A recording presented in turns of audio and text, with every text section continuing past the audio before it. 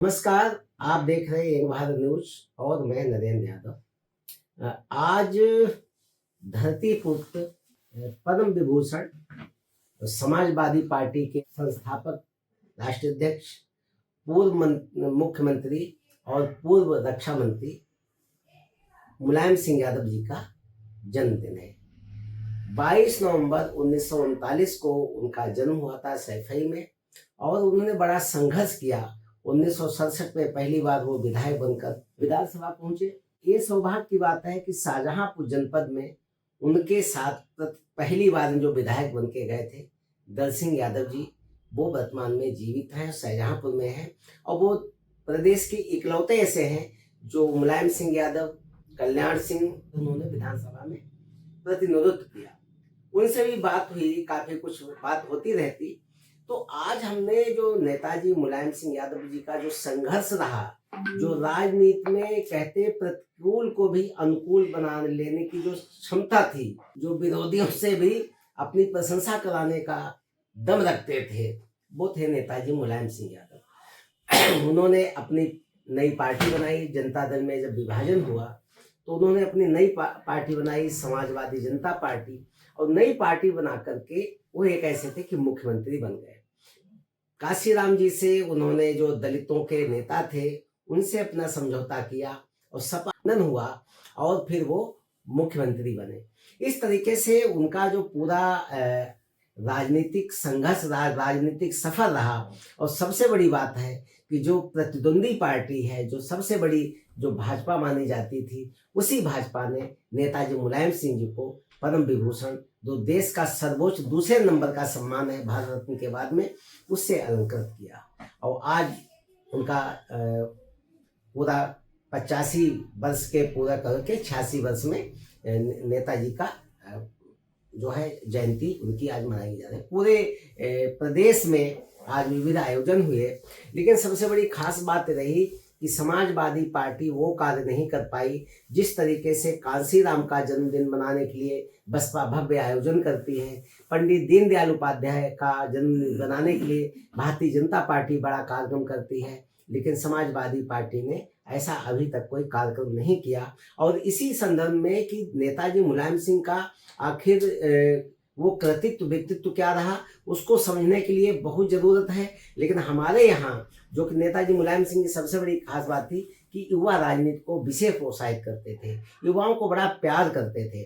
और वही शाहजहांपुर में जो युवा राजनीति के इस समय एक प्रेरणा स्रोत हैं, या यूँ कहें कि युवा राजनीति की एक उम्मीद है, अंशु पांडे, जिनको अजय मीरा पांडे उन्होंने अपना नाम रखा है और अंशु के नाम से सभी जानते हैं। और आज हमने उनको इसलिए अपने स्टूडियो में बातचीत करने के बुलाया है क्योंकि उन्होंने 22 वर्ष नेताजी के सानिध्य में रह करके राजनीति का ककाहरा सीखा है। नेताजी को अपना राजनीतिक गुरु मानते हैं और नेताजी का विशेष स्नेह और प्यार भी उन पे बरसा और आज मरणोपरांत भी उनका आशीष मिलता रहा। और सबसे खास बात है कि नेताजी मुलायम सिंह यादव जो उनको उपहार दे के गए, अपने प्रेम का उपहार, वो था जीजीआईसी का मॉडल जीजीआईसी, जो पुराना था, एक नई बिल्डिंग जो 12 करोड़ की बिल्डिंग थी, वो नेताजी मुलायम सिंह यादव अंशु पांडे की कहने से करके उसको एकदम मॉडल जो जीजीआईसी दे के गए। तो इस वजह से उनका बड़ा स्नेह समझा जा सकता है। तो आज हम सीधे बात करेंगे। हमारे स्टूडियो में है अजय मीरा पांडे। अंशु, आपका बहुत बहुत स्वागत है। धन्यवाद। हम ये समझना चाहते हैं कि देखिए, नेताजी तो उनको शब्दों में बांधना मुश्किल है क्योंकि इतना बड़ा विराट व्यक्तित्व उनका रहा, लेकिन कुछ हम समझना चाहेंगे जो 22 साल आपने उनके साथ दिए हैं, उनके सानिध्य में आपने राजनीति का ककाहरा सीखा, हम कहेंगे। थोड़ा सा उनके बारे में प्रकाश डालें कि आप उनको क्या मानते हैं और आज उनकी कमी किस तरीके से कर रही है।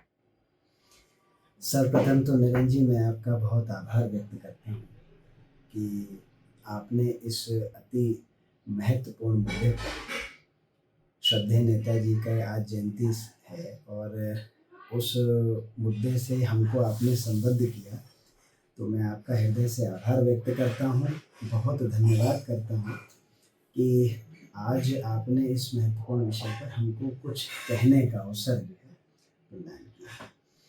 देखिए, जो बात आपने अभी रखी कि श्रद्धेय नेताजी के संदर्भ में कुछ कहिए।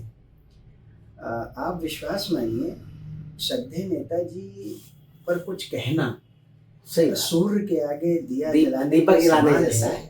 और मैं ईश्वर का बहुत धन्यवाद ज्ञापित करता हूँ, माननीय नेताजी के प्रति भी अपने वाणी के माध्यम से श्रद्धा सुमन अर्पित करता हूँ आज के दिन भी, कि उन्होंने छात्र जीवन से अपना हृदय स्पर्शी प्रेम मुझे दिया और सदैव ये परिलक्षित किया कि जैसे माननीय अखिलेश जी को उन्होंने अपना प्रेम दिया सदैव, कभी हमको ये फील नहीं होने दिया कि हम उनके बेटे की तरह नहीं हैं। तो भाग्य से इतने बड़े विशाल व्यक्तित्व के सानिध्य में राजनीति को सीखना, राजनीति के उतार चढ़ाव, राजनीति के दांव पेच सीखने का जो एक अध्याय रूपी जीवन रहा जब तक नेताजी जीवित रहे, तो मैं अपने आप को बहुत सौभाग्यशाली मानता हूँ कि श्रद्धेय नेताजी के अंडर में हम लोगों ने अपने छात्र जीवन से सारी, आपने अपने पत्रकारिता के कैरियर से हम लोगों को देखा है कि श्रद्धेय नेताजी के सानिध्य में हम लोग अपने छात्र जीवन से और वर्तमान राजनीतिक परिदृश्य तक आए हैं। तो जहाँ तक एक सिंगल शब्द में अगर आप ये माने तो एक अविस्मरणीय योगदान श्रद्धेय नेताजी का भारत की लोकतांत्रिक राजनीति में है। और श्रद्धेय नेताजी एक शोध का विषय है, शोध का, बिल्कुल। और ये बात इसलिए भी कहना यहाँ पर अत्यंत आवश्यक है कि जो आज की युवा पीढ़ी है, विशेषकर जिसकी आयु 16 साल से और 28 साल के बीच है, ये वो एज ग्रुप है कि जिसको श्रद्धेय नेताजी के जीवन से, उनके जीवन संघर्षों से, उनके जीवन के उतार चढ़ाव से, उनके जीवन की बहुत सी ऐसे पहलू हैं जिसको वास्तविक रूप से अध्ययन करना चाहिए कि उन्होंने विषम परिस्थिति, मतलब जिस आज तो टेक्नोलॉजी का युग है, ईच एंड एवरीथिंग, सारी चीज़ें जो हैं टेक्निकल बेस्ड हैं, तो आप ये सोचिए कि उस समय जब संसाधनों का अभाव था, शिक्षा का अभाव था, धन का इतना जो है आवागमन बहुत कम था कि राजनीतिक दल बहुत संघर्ष करके जो है राजनीति में आते थे, तो उस समय नेताजी ने, चूंकि वो विलक्षण प्रतिभा के धनी रहे और एक गांव से निकल देश के रक्षा मंत्री जैसे मतलब शीर्षस्थ राजनीतिक पदों में से, देश में माननीय प्रधानमंत्री जी का पद है, गृह मंत्री जी का पद है और रक्षा मंत्री जी का पद है, तो ये तीन बहुत देश की आत्मा है लोकतांत्रिक व्यवस्थाओं में। तो उन्होंने उस पद को एक ग्रामीण परिवेश से निकल के अपनी योग्यता उत्कृष्टतम सीमा तक वो उसको उन्होंने दायित्व को निभाया और देश के रक्षा मंत्री होकर के उस दायित्व को उन्होंने प्रस्तुत किया। तो वो एक जीवंत उदाहरण है एक संघर्षशील व्यक्तित्व का कि कैसे आखिर यदि आपकी योग्यता है, आपकी क्षमता है, तो आप किसी भी उद्देश्य को पूर्ण कर सकते हैं। तो श्रद्धेय नेताजी ने जो ये प्रस्तुतिकरण दिया है अपने पूरे जीवन में कि आयु योग्यता का मापदंड नहीं होती, किसी राइटर ने कहा है the age is not the index of wisdom, तो वो नेताजी पर पूरी तरीके से चरितार्थ होती है, क्योंकि उन्होंने विषम परिस्थितियों में रह करके पार्टी बनाई, खुद विधायक बने 26 इयर्स की एज में, जैन इंटर कॉलेज में पढ़ते पढ़ते, तो मतलब शब्दों में बयान नहीं हो सकता। आपने जन राज्य फ्रंट इंडिया जो संगठन बनाया है, जिसके आप राष्ट्रीय अध्यक्ष हैं जी, इसका उद्देश्य क्या कहें, नेताजी की क्या प्रेरणा यहाँ पे काम कर रही है? देखिए, नेताजी की ही प्रेरणा से मैं आज आपके सम्मुख बैठा हूँ, ना वो मुझे राजनीति में लाते तो स्वाभाविक सी बात है, पढ़ने में अच्छे थे तो कहीं जॉब कर रहे होते, शिक्षक हो जाते, बाकी फैमिली सब शिक्षा में है, तो ये नियति निर्धारित करती है कब किससे कौन मिलेगा, शास्त्र भी यही कहते हैं। और आप ये समझिए जो संगठन बना जन राज्य फ्रंट इंडिया, तो इसका जो मूल उद्देश्य था, मैंने पूर्व में भी जब इसका उद्घाटन हुआ था, आपके पूर्व के साक्षात्कार में भी ये बात प्रमुखता से बताई थी, हम लोगों का उद्देश्य आधुनिक भारत के जो युवा हैं, विभिन्न क्षेत्रों में अपनी योग्यताओं का उत्कृष्टतम प्रदर्शन कर रहे हैं, उनको ये बताना है कि आप इंजीनियर, डॉक्टर, साइंटिस्ट, शिक्षक बन के जो देश की सेवा करने का एक स्वप्न देख रहे हैं, तो ये स्वप्न भी आपका ज़रूरी है, लेकिन देश के प्रति आपकी जो एक राजनैतिक भागीदारी की ज़िम्मेदारी है, सामाजिक ज़िम्मेदारी है, उसका निर्वहन करना भी प्रत्येक देश के युवा के लिए एक बहुत महत्वपूर्ण आयाम के रूप में उसके हृदय में होना चाहिए। क्योंकि 75% का पॉपुलेशन इंडिया के डेमोक्रेटिक रूप से विद्यमान है युवाओं की भागीदारी का। तो आप ये सोचिए, आप यूरोपियन कंट्रीज़ को देखिए, कोई 40 इयर्स में प्रधानमंत्री बन रहा है, कोई 40 इयर्स में राष्ट्रपति बन रहा है। तो India is the largest democratic country in world. तो इंडिया के नौजवानों को भी अपनी जो राजनीतिक सशक्तिकरण की भागीदारी है, सामाजिक रचनात्मकता की जो ज़िम्मेदारी है, उसमें आगे बढ़ के आना। और इस संगठन के उद्देश्य को आप देख रहे हैं, पिछले 1 वर्ष में हम लोगों ने विभिन्न कार्यक्रम किए हैं। उसमें एक महत्वपूर्ण कार्यक्रम है यूथ फॉर इंडिया अभियान। विभिन्न स्कूल कॉलेजेस में हम लोग गए पूरे ज़िले में, और उसमें हम लोगों ने ये बात प्रमुखता से रखी है कि आप इंजीनियर, डॉक्टर बन करके देश की सेवा में जा रहे हैं। अगर आप देश की लोकतांत्रिक व्यवस्था में अपना सहयोग नहीं करेंगे, उसमें भागीदारी नहीं करेंगे, तो ये देश चलाएगा कौन? तो हमारा उद्देश्य जनराज्य फ्रंट के माध्यम से देश के पढ़े लिखे उच्च शिक्षित नौजवानों को ये कहना है, अभियान के माध्यम से ये बताना है कि आप भी अपने देश की लोकतांत्रिक व्यवस्था में बढ़ चढ़ के हिस्सा लें। ये देश आपका है, आपकी भागीदारी ये सुनिश्चित करती है कि इस देश में युवा नेतृत्व की भागीदारी किस लेवल पे है। तो ये एक उद्देश्य है। और उसके अलावा एक सबसे महत्वपूर्ण आयाम जो हमारे संगठन का है, हम लोगों ने अपने ब्रांड एम्बेसडर्स के रूप में इस देश के महान वीर बलिदानी समस्त क्रांतिकारियों को अपनी प्रेरणा के रूप में स्थान दिया है कि श्रद्धेय पंडित राम प्रसाद बिस्मिल, अशफाक उल्लाह खां साहब Thakur, Roshan Singh ji, Bhagat Singh ji, Chandrashekhar Azad ji, Sukhdev ji, Rajguru ji, these are the legends of India. इन्होंने अल्प आयु में जो अपना त्याग और बलिदान अपने राष्ट्र हित के प्रति किया, वो चाहते तो वो भी अपने निजी जीवन को जी सकते थे, लेकिन उन्होंने जो एक मिसाल रखी इस देश में, आज उससे नौजवान पीढ़ी कितना संदेश ले पा रही है, ये महत्वपूर्ण है। तो हमने उनको आगे रख करके कि उनके फेस से, उनके जीवन चरित्र से नौजवान प्रेरणा लें और अपना समय अपने निजी जीवन के अलावा सामाजिक जीवन को भी प्रदान करें। तरीके से ये रहा कि पहलवानी के रूप में उन्होंने उसमें भी पटकनी दी, अपने प्रतिनिधि को एक नया नाम, एक अलग पहचान बनाई। और जैसे शिक्षक जो ही युग निर्माता कहते हैं, सही माने में कहते हैं कि अध्यापक है युग निर्माता, छात्र राष्ट्र के भाग्य विधाता। तो वो युग निर्माता भी बने, भाग्य विधाता भी बने। बिल्कुल। इतना जब समझाने का और युवाओं को आगे बढ़ाने का जो बहुत बड़ा जो जज्बा मिलता है, हमें लगता है जो एक बार मिल लेता था उनका मुरीद हो जाता था, फिर दूसरे कहीं जा नहीं पाता। देखिए, मैं 14 साल उम्र रही होगी मेरी या 15 साल, मैं उस समय मिला था उनसे। आप विश्वास नहीं मानेंगे, 14-15 साल की एज बहुत अविकसित होती है। उस समय यंग एज के लड़के ये तय नहीं कर पाते हैं क्या करना कि उनको अपने जीवन में किस लक्ष्य की ओर बढ़ना है। मैं ईश्वर के प्रति बहुत धन्यवाद ज्ञापित करता हूँ कि उन्होंने मेरे भाग्य में एक ऐसा अध्याय लाया श्रद्धेय नेताजी के रूप में कि श्रद्धेय नेताजी के सम्मुख इतनी अल्प आयु में हमें जाने का अवसर मिला, उनके सम्मुख बैठ के बातचीत करने का अवसर मिला। वहाँ से जीवन का जो ट्रैक था, श्रद्धेय नेताजी ने एक दिशा निर्देशन जो दिया, उससे और जब तक वो जीवित रहे तब तक उनके सानिध्य में बहुत काम किया। अक्षरश उनसे जो चीज़ें सीखी हैं, आज भी वो भौतिक रूप से भले ही नहीं इस सृष्टि में उपलब्ध हैं, लेकिन हृदय में हमारे उनके प्रति बहुत आस्था, बहुत ज़्यादा पूरे परिवार को बहुत आस्था है और बहुत मानते हैं उनको हम लोग आज भी। वो ऐसा कौन सा सूत्र है उनका, जब विषम परिस्थितियों में होते हैं, तनाव में होते हैं, ऐसा सूत्र जो है वो कौन सा याद आता है जो आगे बढ़ने की प्रेरणा देता है? देखिए, मैंने अपने पॉलिटिकल कैरियर में 24 इयर्स मुझे हो गए लगभग राजनीति में, सक्रिय राजनीति में। और जब से आप पत्रकारिता कर रहे हैं, आपके जैसे बड़े भाइयों का भी बहुत सानिध्य मिला है अपने छात्र जीवन की राजनीति से।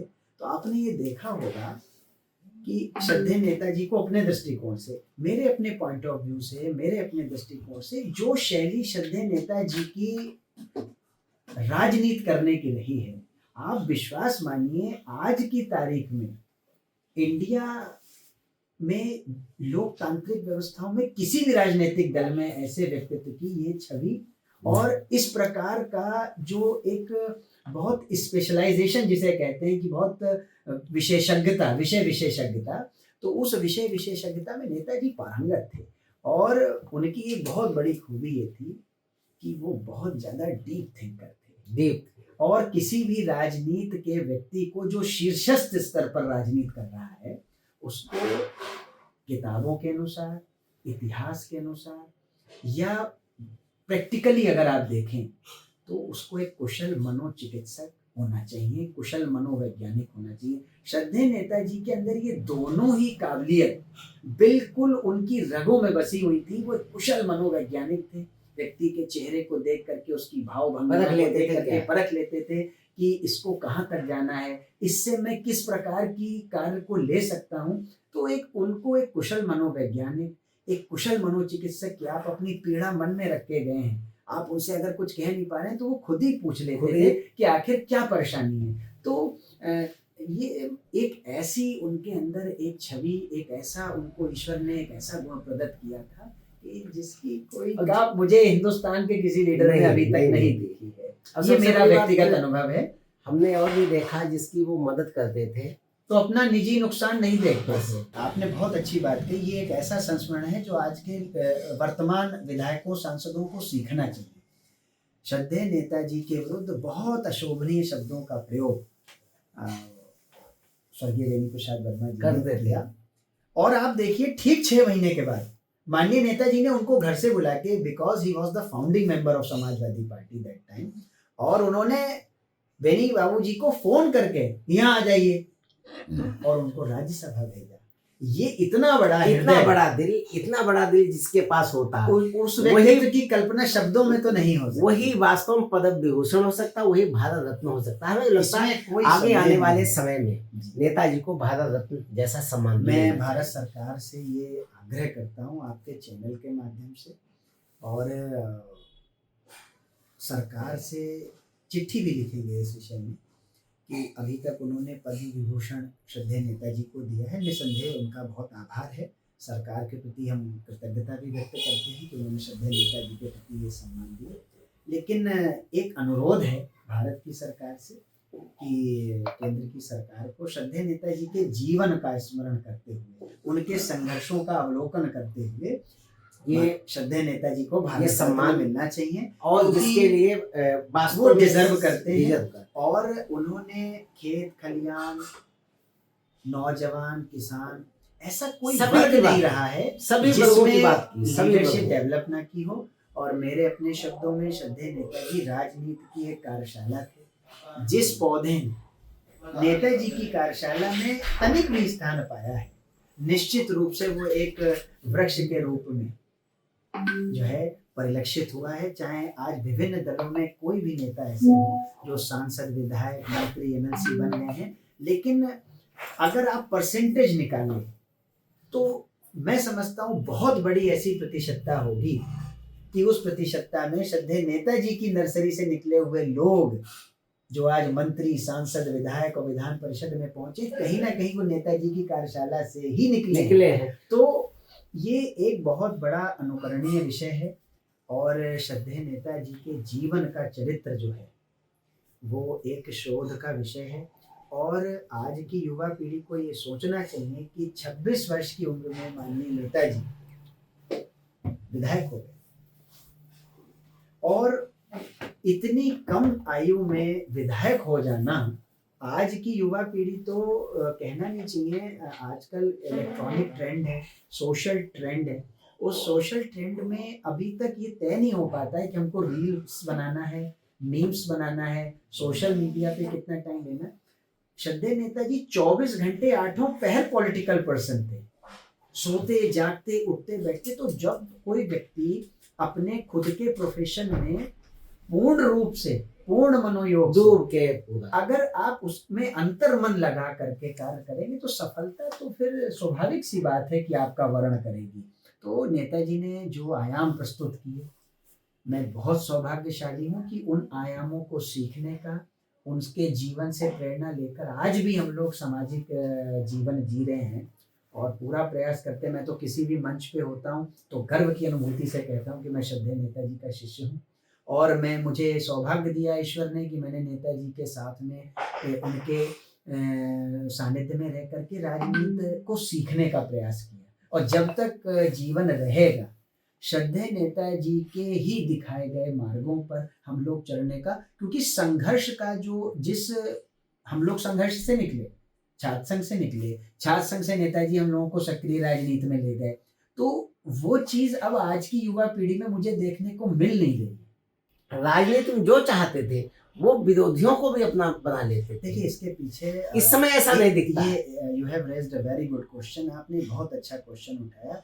वर्तमान राजनीतिक परिदृश्य को अगर आप बहुत गंभीरता से अगर आकलन करें तो आप एक बात पाएंगे, मैंने अपनी आंखों से देखा है। मैं एक बार नेताजी इटावा जा रहे थे तो उन्होंने मुझे शाम को फ़ोन किया कि मुझे सुबह जाना है और मुझसे यहाँ पे मिल लीजिए, मुझे आपसे कुछ बात करनी। मैं इमीडिएट इफेक्ट में, फरवरी का टाइम था, मैं पहुँच गया। S7 कोच शताब्दी में नेताजी का रिजर्वेशन था। आप विश्वास नहीं मानेंगे, उधर से जिस ट्रेन में नेताजी को जाना था उसी ट्रेन में दिल्ली माननीय मुरली मनोहर जोशी जी जा रहे थे और जैसे ही उनको ये ज्ञात हुआ नेताजी की सिक्योरिटी को उनके मुख्य सुरक्षा अधिकारी ने कहा, मैं पहुंच चुका था, तो उन्होंने ये देखा कि माननीय मुरली मनोहर जोशी जी दिल्ली जा रहे हैं और तुरंत नेताजी अपने कोच से उतरते हैं और हमारे साथ व्यक्तिगत तौर पे माननीय मुरली मनोहर जोशी जी के पास जाते हैं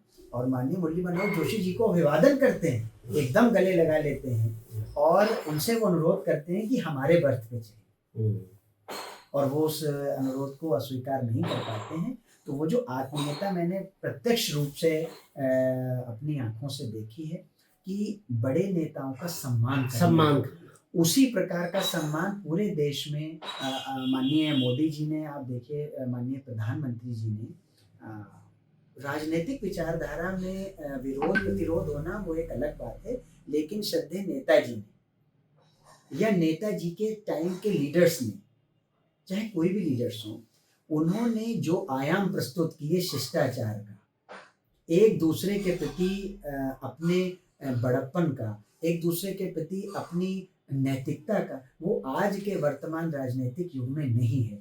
एक से एक धुर विरोधी होने के बावजूद भी श्रद्धेय नेताजी ने विपक्ष के विधायक को बुला के अगर उसका काम पहले किया, अपने खुद के पार्टी के विधायक को चाहे 20 मिनट बैठा दिया, अगर विधायक विपक्ष के विधायक का स्लिप आया है तो श्रद्धेय नेताजी ने उनके काम पहले किए, उन सांसदों के काम पहले किए कि कोई मैसेज ऐसा नहीं जाए।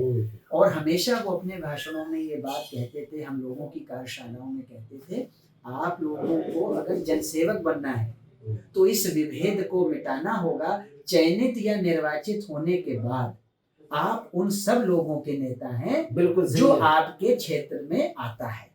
तो बोले इस चीज का जो फर्क उन्होंने इंगित किया वो वास्तव में बहुत अनुकरणीय है आज की युवा पीढ़ी के लिए भी और आज के नेताओं के लिए भी, जो देखने को नहीं मिल रहा है। एक हमें संस्मरण याद है जो ओम प्रकाश गुप्ता जी जो विधायक थे जी सीतापुर से, यहाँ पे जब कटरा में जी तो ओम प्रकाश लल्लुआ जी जी जब उनका निधन हुआ, वो कुछ भी नहीं थे उस समय जी, लेकिन मुलायम सिंह यादव मुख्यमंत्री होते हुए वो उनके उसमें आए, हाँ उनके अंत्येष्टि में आए और इस तरीके से खड़े रहे जी, और बड़े जैसे कोई परिवार का सदस्य खड़ा हो और दुखी तो ये उनकी जो शैली थी, जो शैली थी वो आज दिखाई नहीं और पड़ता नेताओं से उनको पृथक करती है। और मैंने जो निजी अनुभव लिया है उस निजी अनुभव में 4 सूत्र मैंने जो स्वयं अपने निजी जीवन में मैं अभी तक उनके माध्यम से सीख कर जो इम्प्लीमेंट करता हूँ वो ये है, नेताजी की संवाद की शैली का कोई जवाब नहीं था कि वो अपने कार्यकर्ता से, जैसे मैं आपको जो लोग जानते हैं, आज भी पुराना स्टाफ मौजूद है वहाँ पे जो जिन्होंने 40-40 साल गुजार दिए नेताजी के साथ, अपने 52 वर्ष के लंबे राजनीतिक अनुभव में नेताजी ने मेरे जैसे तिनके से कार्यकर्ता को अधिकतम हो जाते थे कि 8 से 10 दिन, जब नेताजी टेलीफोन पे बात ना करें, मतलब 10 दिन ईश्वर की कृपा, 10वें दिन या 11वें दिन फोन आना ही है कि बात नहीं की, कोई चिट्ठी नहीं भेजी। तो इट शोज कि नेताजी जैसा तो कोई मेरे हिसाब से अब इस देश में पैदा नहीं होगा लीडरशिप करने वाला। He was the mass leader of India, मतलब वो इस देश के ऐसे मास लीडर थे जिनमें एक सम्मोहन की शक्ति थी। देश के जितने युवा मेरे सामने समाजवादी पार्टी में बहुत निर्धन स्तर से आए और नेताजी ने उनकी योग्यता को 1-2 बार में परख लिया, उनको उन्होंने कहां से कहां पहुंचा दिया, ये सिर्फ श्रद्धेय नेताजी ही कर सकते हैं। वो एक कुशल शिल्पकार थे, राजनीति के कुशल मनोवैज्ञानिक थे। उनको राजनीति का गूढ़ अध्ययन अगर ना होता तो एक गांव के परिवेश से निकल के और वर्तमान तक इतनी बड़ी पार्टी जो विरासत के रूप में आज उन्होंने अपने कार्यकर्ताओं को, अपने लोगों को दी है, ये वास्तव में अकल्पनीय है। और ऐसा व्यक्तित्व दोबारा मैं नहीं समझता हूँ कि दोबारा इस देश में इतना बड़ा कोई मास लीडर जन्म लेगा, जिसकी कार्यशैली या जिनका प्रबंधन, कुशल संवाद शैली, उनकी समर्पण की शैली आप देख लीजिए। अगर उनका कोई कार्यकर्ता परेशान है, उसको अगर कोई चिट्ठी दी गई है और श्रद्धेय नेताजी तक पहुंची है, आप बिलीव नहीं करेंगे, नेताजी चाहे हिंदुस्तान के किसी कोने में हो, मदद उसको इमीडिएट है। फोन पे नेताजी हर समय उपलब्ध हैं अपने कार्यकर्ता के लिए, चाहे रात में 2 बजे। तो इस प्रकार की भावना जब कार्यकर्ताओं में जाती है तो कार्यकर्ता फिर अमिट है, अमिट है, बिल्कुल आपके लिए वो करेगा जिसकी आप कल्पना नहीं कर सकते। और जितने भी आप पुराने संघर्ष देखिए, बसपा सरकार के टाइम पे हम लोगों ने कितना लाठियां खाई, जेल गए, कितना संघर्ष समाजवादी लोगों ने किया। तो वो नेताजी के प्रति उनका एक डिवोशन था। उनको ये पता था कि हम श्रद्धेय नेताजी के लिए संघर्ष कर रहे हैं, समाजवादी पार्टी के लिए संघर्ष कर रहे हैं, लेकिन हमारा नेता दिल्ली में हो या लखनऊ में हो, हमारे किसी हित पर अगर आएगा तो हमारे रक्षण संरक्षण के प्रति नेताजी पूर्णतः कटिबद्ध है। चलिए देखिए, आज हमने बात की काफ़ी विस्तार से, और नेताजी पे तो अभी चूंकि उनके लिए तो लगता कि अगर लगातार 1 सप्ताह में, 1 महीने नहीं, ये साल भर तक अगर चले तो एक उनका जो संस्मरण है तो अपने आप में एक बहुत बड़ा काम करता। और एक संस्मरण पे 1 सप्ताह की मैं आपको बताऊं, चल सकती है। आखिरी बात आपको मैं बताऊं, आप विश्वास मानिए, कभी उन्होंने, जब मुझे वो राजनीति में लाए तो मैंने कहा साहब मैं तो जो है पढ़ाई कर रहा हूँ और अभी हाई स्कूल में हूँ, तो उन्होंने एक ऐसे शब्द कहे थे जो उनके आखिरी श्वास तक आज तक हमारे हृदय में विद्यमान है। बोले, आंख और पलक का जो रिश्ता है, बड़ी बात, वही रिश्ता आपसे रहेगा। कभी आपको ये फील नहीं होगा कि मेरी आपसे कोई दूरी है। क्या तो बात है। मैं आज वो है नहीं, लेकिन मैं उनके प्रति बस यही कह सकता हूँ आपको कि उन्होंने जो मुझे दिया, असीमित प्रेम, स्नेह, हृदय स्पर्शी व्यवहार, वो इतना अनुकरणीय है हमारे लिए कि वो मेरे जीवन की सबसे बड़ी पूंजी है, जिसको मैंने बहुत सहज के रखा है। और मैं गर्व से कहता हूँ पुनः आपके चैनल के माध्यम से कि बहुत सौभाग्यशाली मैं रहा कि इतने विशाल व्यक्तित्व के अंडर में हमको सीखने का अनुभव मिला। और आपने इस विषय को आज इंगित किया, इसके लिए आपका मैं पूरे संगठन जनराज्य फ्रंट इंडिया की ओर से बहुत हृदय तल से आभार व्यक्त करता हूँ। और आशा करता हूँ कि आपका चैनल आपकी लेखनी के माध्यम से नित्य नए आयाम जीवन में, भविष्य में स्थापित करे। और इस प्रकार के महान व्यक्तित्वों को लेकर के आप जो जन जागरण का एक प्रयास कर रहे हैं, ये नितांत सराहनीय है। मैं आपके प्रति बहुत कृतज्ञता व्यक्त करता हूँ, आपने मुझे बुलाया। चलिए धन्यवाद। देखिए, हम लोगों ने बड़े विस्तार से बात की। और शाहजहाँपुर में, चूँकि शाहजहाँपुर से नेताजी मुलायम सिंह यादव का नाता बहुत प्रगाढ़ रहा, और सबसे बड़ी बात रही कि शाहजहाँपुर में जब संकट का एक दौर था, एक राजनीतिक उथल पुथल का दौर था, तो उसमें शाहजहाँपुर झोली फैला करके नेताजी का, मुलायम सिंह का स्वागत करता है। और तिलह क्षेत्र से आकर वो चुनाव लड़ते हैं, बहुत अच्छे वोटों से चुनाव जीतते हैं। और फिर जब उसके बाद में तमाम दौर ऐसे आते हैं, शाहजहांपुर वो माटी है कि जो नेता विरोधी दल का जब चुनाव जी, जी। होता है वहाँ पे, तो सतपाल सिंह यादव उनके खिलाफ आते हैं, जी। नेता विरोधी दल बन जाते हैं। जी, लेकिन जी। जब संकट का दौर आता है तो उन्हीं को टिकट देकर उनको संसद भेज देते हैं। बताइए। और जब वो उनका निधन हो जाता है सतपाल सिंह यादव जी का, बाबूजी का, जी। तो उसके बाद में जब राजेश यादव होते हैं तब कहते हैं कि चिंता मत करो, मैं आज से हूँ। हम आपके और बेटे की तरीके से पुत्रवत स्नेह दिए। उनको पुत्रवत स्नेह देकर उनको 2 बार विधानसभा भेजते हैं। वो थे नेताजी मुलायम सिंह यादव। और जब राममूर्ति सिंह वर्मा के ऊपर संकट का दौर आता है, FIR दर्ज होती है ये पत्रकार जगेंद्र सिंह के मामले में, तो हम लोग तमाम प्रत्यक्ष चीजें आती गवाह हैं, हैं। तब वो सब कुछ होता है। जी। उसके बाद नेताजी आकर के लोगों को ये था कि हटा दे, नहीं, मुझसे व्यक्तिगत कहा। तब वो बिल्कुल तरीके से ढाली तरीके मुझसे जाते हैं। व्यक्तिगत कहा। और तो उस संस्मरण के 2-3 लोग यहाँ जीवंत रूप में आज उदाहरण के रूप में हैं। जब श्रद्धेय वर्मा जी का ये प्रकरण हुआ, मुझे दिल्ली बुलाया और कुछ चीजें हैं जो ऑन कैमरा नहीं कही जा सकती हैं, लेकिन एक बात है, वो 3-4 लोग आज भी हैं मौजूद जो आपको ये बता सकते हैं। मुझे जब बुलाया बंद कमरे में, मुझसे आधा घंटे की बात में एक बात पूछी कि, तो मैंने जो विषय रखना था उनके सम्मुख रखा।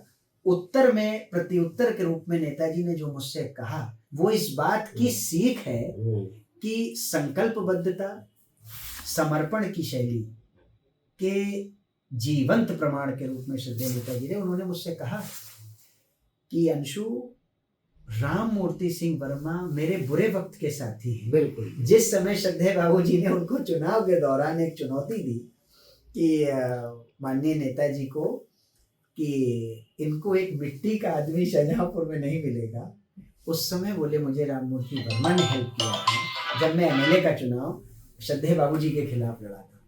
तो बोले कुछ भी हो जाएगा लेकिन राममूर्ति वर्मा का साथ नहीं छोड़ेंगे, कुछ भी हो जाएगा। तो ये बात इतना हमारे हृदय में आज भी स्मरण है कि अपने लोगों के प्रति उसकी पूरे दुख और सुख को अपने परिवार की तरह लेना, ये शैली मुझे अभी तक अपने राजनीतिक जीवन में किसी नेता में अभी तक नहीं दिखी है।